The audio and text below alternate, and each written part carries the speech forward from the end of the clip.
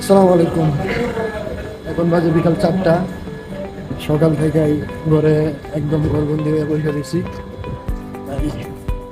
এই মাত্র একটু রিফ্রেশের জন্য যাচ্ছি, যা দেখি কোথায় গাছের ছায়া মিলে। আচ্ছা, একটু হেঁটে আমি সিগন্যালের পাশে চলে আসছি। আর এখানে গ্রিন সিগন্যাল চালু, রাস্তায় যানবাহন চলতেছে। তো এখন রেড সিগন্যালের জন্য অপেক্ষা করবো। এখানে সিগন্যালগুলো বেশিক্ষণ লাস্টিং করে না, একটু পর চেঞ্জ হয়, সমস্যা নেই।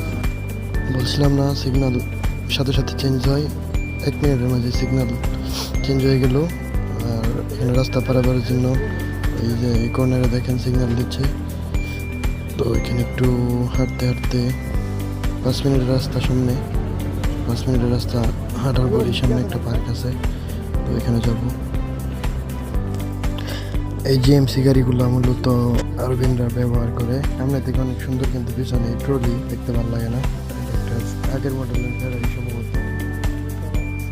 ওইটা দেখতেছেন, এটা হচ্ছে শ্রীলঙ্কান হেয়ার সেলুন। যাই হোক, রাস্তার পাশে সুন্দর দৃশ্য দেখলাম, বাচ্চারা ফুটবল খেলতেছে। আমাদের মন চাইতেছিল, কিন্তু কিছু করার নাই, পরিবেশ নেই খাবার। আমাদের বাসা থেকে 10 মিনিট হাঁটার পর এই সেই মুনতাজা। এই দোহা সিটিতে একমাত্র সবুজ এবং গাছপালায় সাজিত যে পার্কটা, এটার নাম হচ্ছে মুনতাজা। প্রায় সব দেশের মানুষ এই মুনতাজায় পাওয়া যায় বিকালে।